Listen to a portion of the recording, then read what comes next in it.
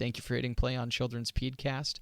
I'm Jimmy Bellamy, and this week my guests are Carleen Crouse, the program manager at Make-A-Wish, Minnesota, and Dr. Joanna Perkins, an oncologist here with our Cancer and Blood Disorders team. We'll talk about Make-A-Wish and the requirements involved in having a wish granted.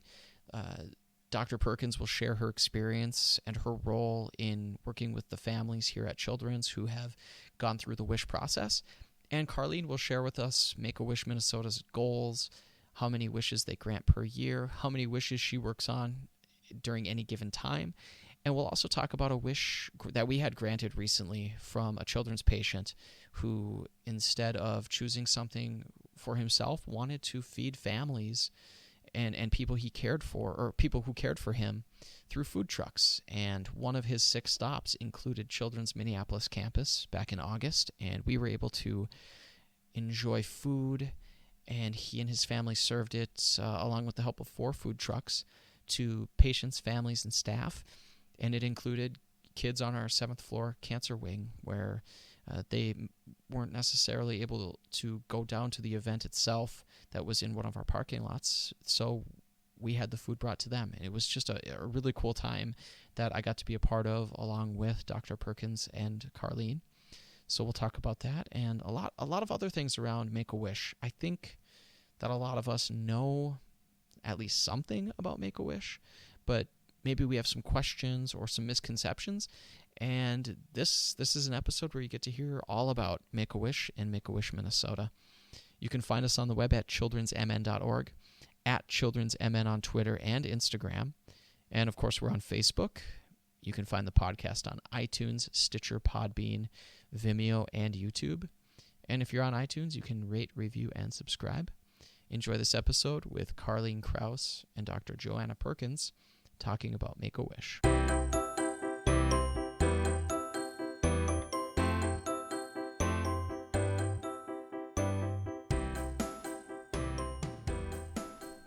Been curious about Make-A-Wish too, so this is going to be really fun. Awesome. First, I'd want to ask you, just like we were talking before we started recording, the wishes. Everybody knows about them. Everybody knows about Make-A-Wish, and much like working here, we have so much support from the community. It has to feel like that when you're at Make-A-Wish too. Definitely. So one of the coolest parts about Make-A-Wish is that we are the largest wish-granting organization, so it's pretty hard to find somebody that's never heard of us before, and that's great for community support and getting people to donate money or airline miles that we can use, or just to help grant a wish in general. So it's really cool and helpful for us to have such a great brand and for so many people to know about us that it does make our work a little easier. And with Make-A-Wish Minnesota, is it connected? Is there a lot of overlap with Make-A-Wish America, or is it separate? But you're, of course, a part of the same organization. How's that work? So I like to compare it to kind of a franchise. So Make-A-Wish America is our quote unquote corporate office. So they are the ones that kind of have the overarching brand and strategies and policies and procedures we have to follow. They have their own board of directors, and then here at Make-A-Wish Minnesota, we have our own wishes we grant, our own board of directors, our own staff, our own budget we follow. So it's kind of like a franchise. Okay. And Dr. Perkins, being such a pivotal part of many of the families and the kids we see, and we've had kids with wishes granted just recently in August 3rd, Lucas Hobbs had the well-publicized wish that he feed people via food trucks. Children's was one of his locations chosen. You had a hot dog named after you, which was cool. What has your role typically been in the wish granting process, and how long has it been since you had, I guess, your first involvement with Make-A-Wish? Well, our role as the medical providers, either the pediatric oncologists or oncology or hematology nurse practitioners, is basically to start the process by verifying that the child has a diagnosis that qualifies for Make-A-Wish criteria. So in our case, that's children either who have cancer or are diagnosed with a life-threatening blood disorder. So we start that process. We basically hear from the Make-A-Wish staff that a patient of ours has been referred, and we just need to sign off that that is a diagnosis that meets their criteria. And then that gets the process going. And I think that the staff at Make-A-Wish, I can't say enough great about, because they make that whole process really seamless. And Carleen can talk more about what happens then when the kids meet with the staff about what they'd like to do for a wish. But that's kind of our role. And I've always been curious about how it begins. Do you have a quota that must be met each month? Do you spitball ideas, or is Make-A-Wish so well known at this point that you can't really handle the load, in the sense that you always have more than enough families to work with? Sure. So each year we have a goal of the number of wishes that we want to grant. So this year we want to grant 300 wishes. So the wish process all begins with a referral, and those referrals have to come to us specifically. We can't, because of our national guidelines, we can't seek out specific referrals. So we can come to Children's and talk to the social workers or doctors about Make-A-Wish just to kind of get it in their minds again. But then those referrals have to then come to us kind of passively, if that makes sense. So it does begin with a referral, and here at Children's it usually comes from a social worker or sometimes a child life specialist. They're the ones that have kind of started the conversations with the family about, hey, your child qualifies for Make-A-Wish. Is this something you guys would want to do? And then, like Dr. Perkins said, we verify with their primary physician, so whether it's an oncologist or a nurse practitioner that does that, if their medical condition meets our criteria. So kids have to be diagnosed with a life-threatening medical condition, and it can be considered progressive, degenerative, and or malignant. So a lot of the kids here that have cancer, the malignancy is the part that kind of fits in there. Our referrals can come from a few different sources. So it can come from parents or guardians, the wish child themselves, a medical professional, or a family member that knows enough information to fill out that referral. And then, from there, once we know that they're eligible for a wish and they meet our criteria, we assign a team of volunteers to meet with them and find out what their wish is. How big is your team, and how big is Make-A-Wish Minnesota as far as people in the organization? That's a good question. There's about 20 of us that are in the office, and that includes our marketing team, our fundraising team, and then our program staff, so the wish coordinators. And then we have, I think, over 700 volunteers throughout the state of Minnesota that are kind of the face of Make-A-Wish in the communities. Sweet. And what kind of wishes have stood out to you, whether it be within the past year or just in your time? You've been here for 5 years, counting your internship. Yeah. Any ones that stand out either for the uniqueness of it or maybe the response either from the child, from the family, or even from the people involved in the wish? Sure. You already talked about Lucas's wish, the food truck wish. That's been a pretty amazing one in how far-reaching it's been. Just in the number of people that we've been able to feed, the number of trucks that have been interested in helping, just the reach of how far it's kind of gotten. It was on the national news and here locally quite a bit. Kids are really creative in what they wish for and what they think of. So when you come to a kid and say, what's the one thing you want more than anything else? It's pretty cool to see how far their imagination stretches on what that wish is for them. How about when it comes to modifying the wishes? I can imagine you do get, I want a unicorn. Yeah. Well, it's I can't produce a unicorn. What do you do? And I'm sure every case is different because really there is no end to wishes. But when a kid wishes for unlimited wishes, what do you do? No. How often are you modifying, or is it usually to a T of what the child initially wishes for? Yeah, we obviously do our best to try and grant that one true wish, the wish that comes out of their mouth right off the bat. But there are unfortunately some types of wishes that we can't grant. So we can't grant wishes for cars or housing or medical treatment or money. Any wishes involving weapons or firearms. Well, then I'm out. We can't grant wishes for in-ground swimming pools, but we can grant wishes for above-ground swimming pools. So there's little tweaks that we try and make to still kind of encompass what the child has in mind. So, I mean, if they came back and said, I want $1 million, well, we would probably ask a few more questions like, what would you use that money for? And maybe it's they want to buy toys to donate to a local hospital or something, that then maybe would give them some money to go out and buy those toys to give to the hospital. Okay. You had said you have a goal as an organization to grant 300 a year. Mm-hmm. How many are ongoing at any given time? Are you working on dozens at any given time? It's a really good question. We probably get, say the mid-20 range of new wishes each month. So those are wishes that we've gotten their medical eligibility confirmed, the volunteers have gone out and met with the kid, and then we know what their wish is. So I'd say there's probably about 25 of those wishes each month. And then those wishes from there are in various stages. So if we back up, there could be, 60 wishes that we've gotten the referral and we know that they're eligible, or maybe we're waiting to find out if they're eligible from their doctor. Another chunk, we could be waiting on volunteers to sign up to meet with that family. And then, so maybe like 20 or so each month come back that we know what their wish is.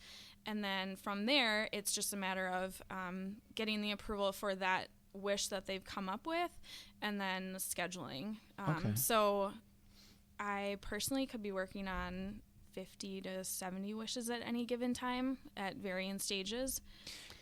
I was just going to mention, I think another one of the great advantages is that Make-A-Wish staff, they have such great flexibility because, for our kids going through cancer treatment or treatment for a life-threatening blood disorder, schedule is sometimes a problem. Mm-hmm. And so, I personally have patients that complete their Make-A-Wish within the first few months of being diagnosed, and others who want to wait until a time when their treatment is more manageable, like for kids with leukemia, the most common childhood cancer, when they get to maintenance, where their schedule is less busy and they're not as ill and they're able to feel well, especially if they're traveling. Many of them want to wait until they reach maintenance, or sometimes wait until they're done with treatment. And what's really nice about Make-A-Wish as well is that they allow the kids to complete a wish within a year of finishing treatment. Mm-hmm. So for many kids, especially if travel's involved, they don't want to go on a trip when they're going through chemotherapy. Yeah. They don't feel well enough. But they are able to do that after they complete therapy, which is great.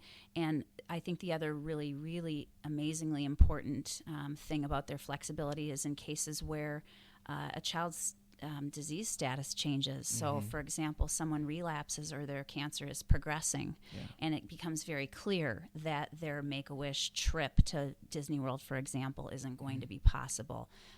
Make-A-Wish is very flexible with recreating a wish, so that even in the cases of, rarely, fortunately, but in the cases where a child is not going to survive, that they're still able to complete that wish before that time comes. Or we're able to expedite things and make the wish happen as they had originally hoped, just in a more sped up process that they still can have that. And how pivotal are Dr. Perkins and healthcare providers in giving Make-A-Wish that sense that, okay, we'll be able to help you figure out when this could be accomplished best for the child as far as he or she feeling up to it. Yeah, absolutely. So a lot of the families have a pretty good gauge on that and what they're comfortable with, or kind of a sense as to how the treatment has gone for the child so far. So we typically take the family's word on the first end of it, but if something were to change, we usually hear that either from the social worker or somebody here at Children's calls us and says, hey, we need this to happen sooner than later. And then it's kind of a drop everything and do what we can.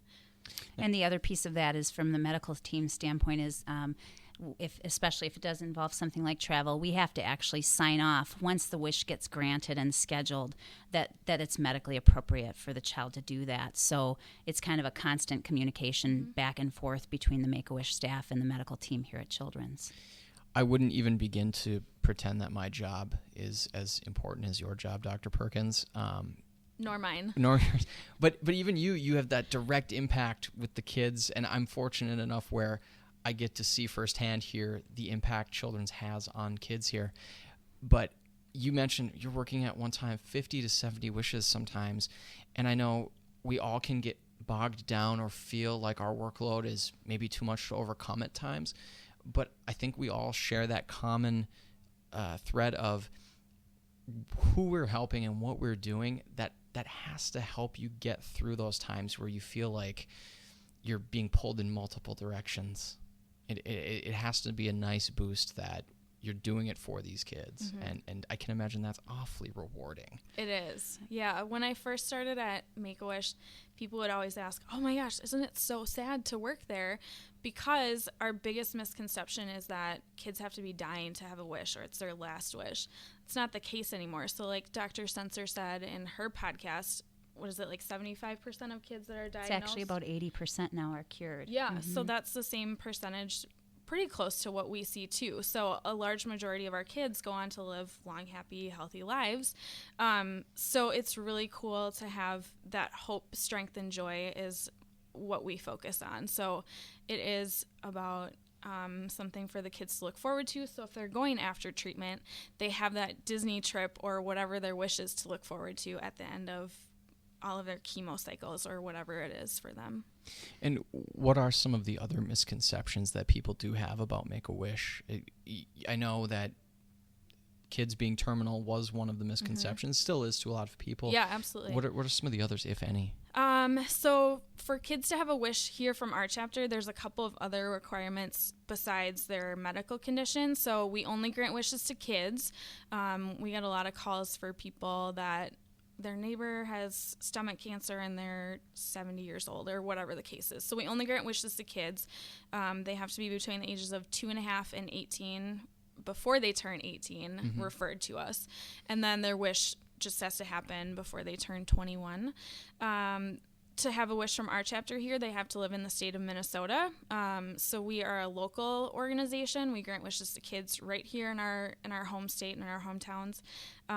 If they live somewhere else, we can send them to the chapter where they live. But all of the money we raise here, all of the wishes we grant are for kids here in Minnesota.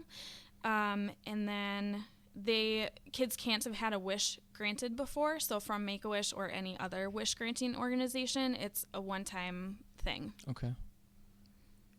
I think too that like you're suggesting, when the times are really hard because of the nature of what we do, Make-A-Wish provides hope and something to look forward to and happiness for not just the kids and the families but the staff. I think that for me personally, I oftentimes am the first one talking to my patients about Make-A-Wish, not necessarily the day that they're diagnosed when everybody's overwhelmed, but maybe in the following couple of days to say, hey, I know this seems really overwhelming and tough, what you're about to go through, but, there's some really cool things along this journey that you get to experience too, and that I'll introduce the concept of Make-A-Wish and to see the hope and the happiness that brings to the kids and their families. I think it's really something special for staff too. I don't quite know how to ask this next question, so forgive me if I stumble, but have you been able to see, once a wish is granted, or even during the process, a child's demeanor or spirits lifted significantly, or have you seen it maybe propel? I don't want to say that it's propelled the person to a different outcome than there would have been, but I can imagine with everything that a child goes through with a cancer diagnosis, the level of happiness, has to be increased by being able to participate in the wish process. Absolutely, and we definitely know that positive attitude and an upbeat attitude and hope definitely contributes to positive outcomes. And anything along that journey that can bring hope, that can bring a smile, that can bring a lift in spirits for the kids is definitely impactful from an outcome standpoint. And so, I can't even think of the number of examples in my mind of kids that, after they've had their wish and either come back from a trip or meeting someone famous, they light up a room with their smiles. They often bring photos if it has been a trip or meeting someone famous, and they want to share that with everybody. A lot of times, particularly for ALL, the most common childhood cancer, the average age of diagnosis is 2 to 5 years of age. Mm-hmm. So those kids in particular, a lot of times that's Disney World. A lot of times that involves having met a princess or Buzz Lightyear or other characters through the Disney programs. But really seeing what that does to their spirit is pretty cool. Yeah. I mean, I have to ask, we couldn't have this podcast without me asking, what would your wishes be? Oh my goodness. I have 2. So our wishes fall into a couple of different categories, which maybe we could talk about in a little bit. But Please, yes. My first wish would be to meet Jimmy Fallon. That's a good fan. choice. I loved him when he was on SNL and now his Tonight Show. Or my other wish would be to go on like an RV road trip out west somewhere with my family. And Dr. Perkins? Well, and not to copy, but I'll take her wish to the next level because I also am a gigantic Jimmy Fallon fan. But my wish would be a little more stringent in that I would require it be when he has Justin Timberlake on his show, because I would definitely want to see them doing a history of rap together. That's my absolute favorite. And they were just on together recently. Yes. They were. And it was a good episode. I remember when he was doing late night and he had Timberlake for a week. Yes. And that was awesome. Yeah. Oh, it was such a blast. But just on a serious note, I think one of the things for me that stands out is Disney World is wonderful, and Give Kids the World, which is this magical place that the kids and families get to stay while they're at Disney World, is wonderful. But for us as staff, it's kind of fun to see when unique wishes come, like Lucas's food truck wish, and how unique and special of a way that was for him to give back. I can think of a couple other really memorable ones. One was a girl with leukemia who also, in talking about the criteria, I really appreciate how flexible the staff are when something maybe isn't exactly easy to be defined, but they figure out a way to do it. And in her case, she's a teenager that was diagnosed with leukemia, and as part of her treatment journey, met a family in the hospital of a child who had a solid tumor and ultimately ended up passing away. And he was not able to have his Make-A-Wish completed in time. It was kind of a rapidly progressive disease, and he was hospitalized and unable to really leave the hospital. And she was able to work with the Make-A-Wish staff to basically donate her wish, similar to what Lucas did, only she actually was able to give back to this family in honor of their child who was never able to complete his Make-A-Wish, and they were able to go to Disney World in his honor, which I thought was tremendously helpful and really just a generous thing on the part of the Make-A-Wish staff. That's incredible.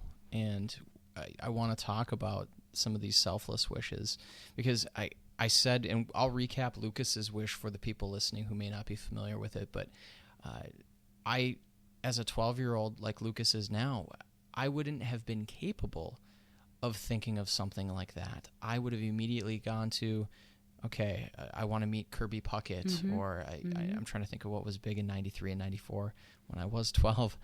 And I marvel at his generosity to this 12-year-old boy who was diagnosed in January with cancer, to donate food and his time. Not just, it wasn't enough to just make the wish and have it be done. He wanted to actively participate in serving food to others and all of the people who have cared for him and his family, his church, his grandma's home, his school, the Minneapolis Police Department, children's, and a homeless shelter. And it's quite a remarkable feat for the community to come together like it did for Make-A-Wish. And for his family. I mean, just I was able to sit down while Make-A-Wish interviewed him here, and just a bright kid, and right away I know when hearing about it, people may have been skeptical, thinking, well, I bet his parents pushed him to do that. You listen to him for a half a minute, and you can clearly tell it came from his heart. And just a real bright kid. And I want you guys to share your experience of that day, because you were here, and I was fortunate enough to be able to take part in it and also to eat the food, which was great. But just a cool thing. I want to talk more about that. Yeah. So we had 4 trucks here that day, which was the most that we'd had at any of the events so far. And leading up to it, we obviously had to work really closely with Children's on the logistics and making sure the trucks could park in that lot we were in, making sure the day of they had to raise the height clearances so the trucks could get through, and just little things like that. And making sure we had garbage cans out there so we could get rid of all of the stuff that after people had eaten. Of course, all of our events so far with Lucas's Wish had been on the hottest and most windy days of the summer, and it didn't disappoint that day either. But we had a little shade, so that was nice. The snow cones were a huge hit that day because it was pretty toasty refreshing out. And yeah, I mean, right when we started, there were people lined up on the street along Chicago Avenue, and we opened the doors, quote unquote, and there was instantly a full parking lot of people. And Lucas was in the snow cone truck at the start, and we pulled him out and said, look at how many people there are here. And he was just blown over at how many people had come out for this event. So he could instantly see the impact of what he was doing that day, because he could see how many people there were. And by far the children's event was the most people that we had fed, hands down, at the event. So it was pretty cool to be here to see that. And I mean, it was his people, quote unquote. His family hasn't been that far removed from being hospitalized on the 7th floor. So for them to be back here and to give back to those families, I think was really emotional and also impactful and meaningful for the whole family, not just Lucas. Yeah, so what he did was, as I mentioned, just this unique way of saying thanks to people that were important to him along his journey.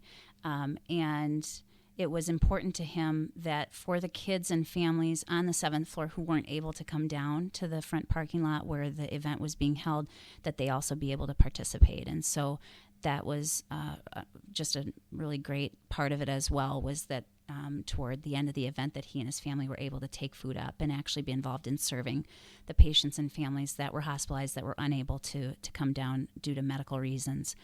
So I agree. I think that the other selfless wish that I mentioned earlier was from an older teenager, and much more in line with, I think, developmentally what kids of that age start to do when they start thinking of people outside of themselves.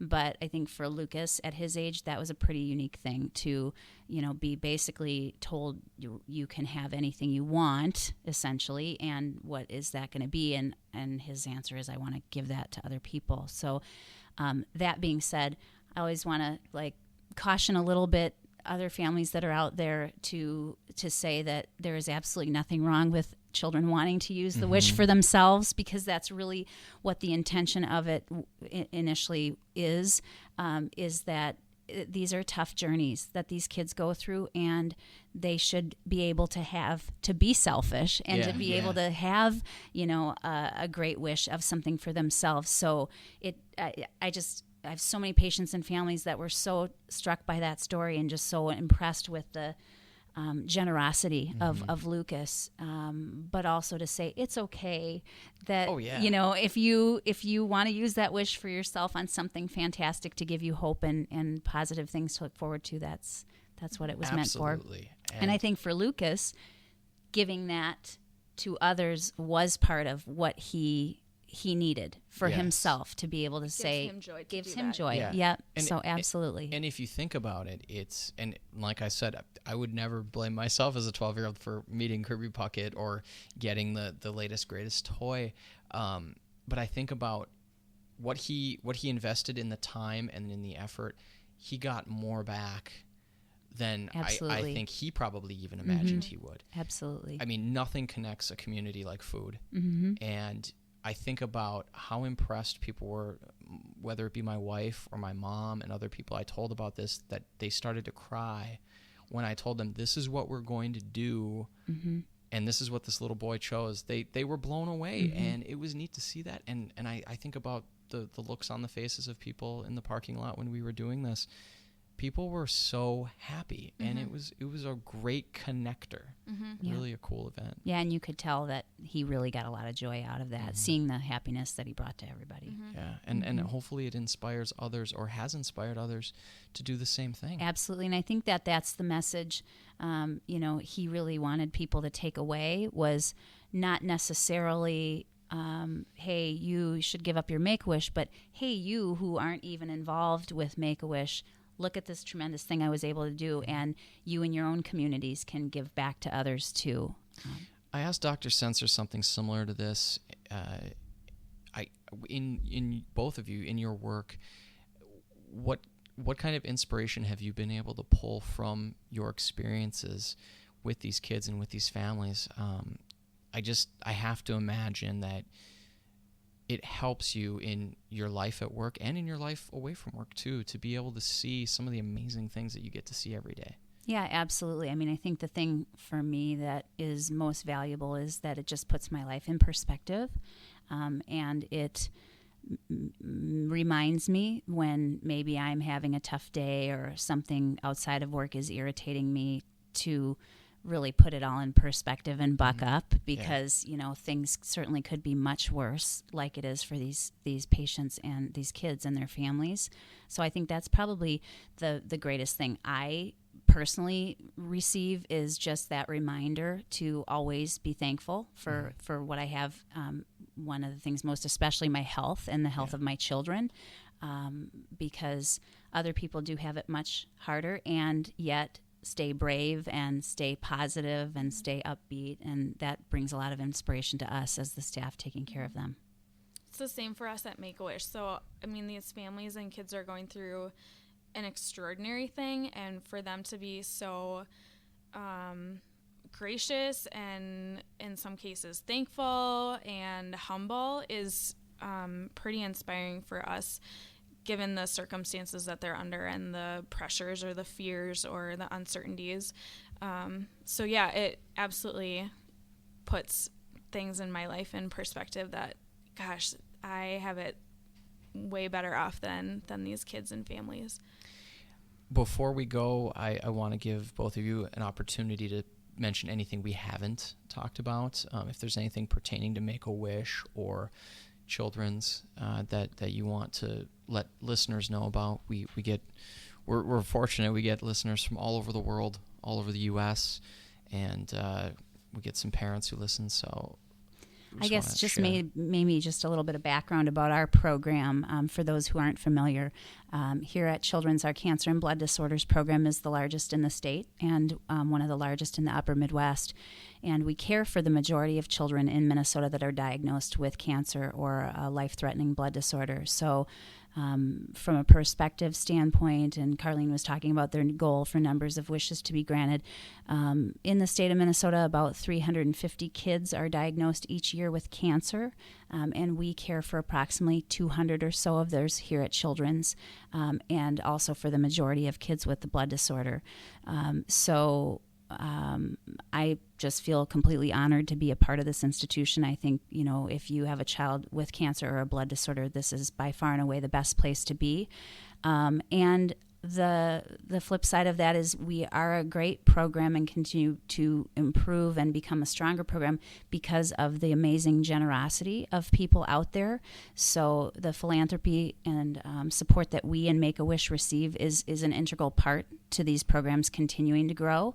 And so for those who would be interested and maybe don't know a lot, I would direct them to our Cancer and Blood Disorders page from our children's website, childrensmn.org, as well as to the Make-A-Wish of Minnesota website to maybe explore and learn more about how you can help.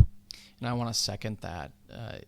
One of the most enjoyable parts of me being here is being able to see the work that you and your team do, whether it's you, Dr. Sensor. Even in this past month now, I've gotten to know John Matters, one of the nurses, and he's, one, a tremendous photographer. Yes, he is. And two, just the way he's able to pull out the emotion in his subjects that he photographs. It's just beautiful.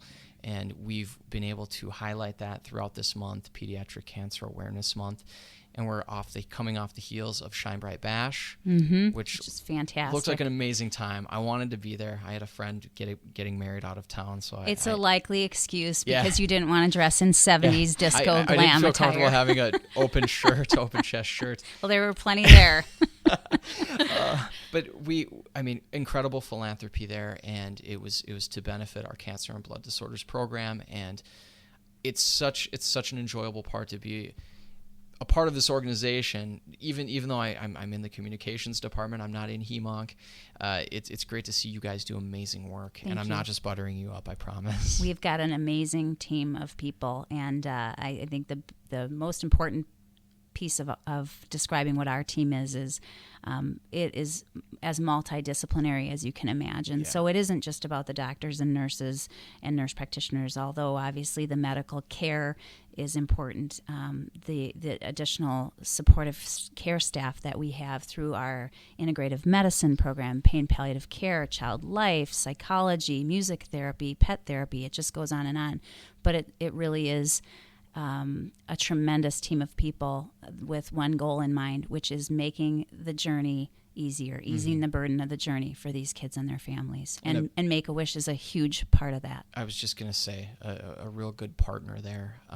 Is there anything else that we should let people know, how they reach you through Make-A-Wish, if there's a family that may know of somebody? Do you take referrals like that? Yeah, absolutely. Okay. So there's a lot of information on our website, which is mn.wish.org. There's information about how to refer kids, how to volunteer, how to donate, events that are coming up for us. There's a lot of information on our website. So since Make-A-Wish Minnesota was started in 1982, we have granted almost 5,000 wishes, and that number keeps growing every day and every year. So we want to be able to grant as many wishes as we possibly can. And yeah, like Dr. Perkins said, the staff here is unbelievable to work with. They're always our first call if we ever have any questions, and we know that they're reliable and friendly and helpful. So I think it is a really great partnership that we have with the doctors and nurses and social workers and everybody else here. Great. Carleen Crouse, Dr. Perkins, thank you so much for joining me. Thank you, Jimmy. Thanks for having us.